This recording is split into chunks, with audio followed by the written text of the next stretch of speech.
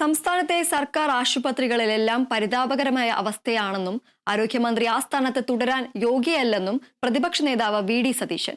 Kottayam medical കോളേജിൽ കെട്ടിടം ഇടിഞ്ഞു വീണ് മരിച്ച സ്ത്രീയുടെ കുടുംബത്തിന് 25 ലക്ഷമെങ്കിലും സർക്കാർ നഷ്ടപരിഹാരം നൽകണം.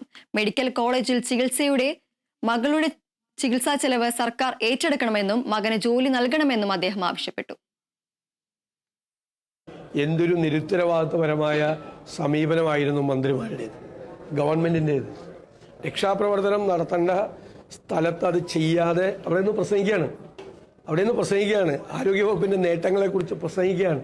അവർ വന്ന് ഒന്നും നഷ്ടപ്പെട്ടിട്ടില്ല എന്ന് പറഞ്ഞതാണ് ഈ ഒരു രക്ഷാപ്രവർത്തനം പോലും നടത്താൻ പറ്റാത്തതിൻ്റെ കാരണം. എന്നിട്ട് ഈ ഗവൺമെൻറ്റിൽപ്പെട്ട ഒരാൾ പോലും ആ കുടുംബത്തിൽ ഒരാളെ വിളിച്ചിട്ടില്ല ഇതുവരെ. അവർക്ക് 25 ലക്ഷം രൂപ മിനിമം നഷ്ടപരിഹാരം ആ കുടുംബത്തിന് കൊടുക്കണം. ആ കുട്ടിയുടെ ചികിത്സ സർക്കാർ ഏറ്റെടുക്കണം. ആ കുടുംബത്തിൽ നിന്നൊരാൾക്കൊരു ജോലി കൊടുക്കാൻ സർക്കാർ തയ്യാറാണ്. ആരോഗ്യമന്ത്രി ആ സ്ഥാനത്ത് തുടരാൻ യോഗ്യമല്ല. അവർ ഈ ആരോഗ്യ കേരളത്തെ, ഞങ്ങൾ പറഞ്ഞതുപോലെ ആരോഗ്യ കേരളത്തെ അവർ വെന്റിലേറ്ററിലാക്കി. അവരുടെ PR പ്രൊപ്പഗാൻഡ മാത്രമാണ് ഉള്ളത്. കോൺഗ്രസും UDF-ഉം തീർച്ചയായിട്ടും സമരവുമായി മുന്നോട്ട് പോകും. ആരോഗ്യ വകുപ്പ് മന്ത്രി രാജിവെച്ച് പുറത്തു പോകണം എന്ന് തന്നെയാണ് ഞങ്ങളുടെ ഡിമാൻഡ്.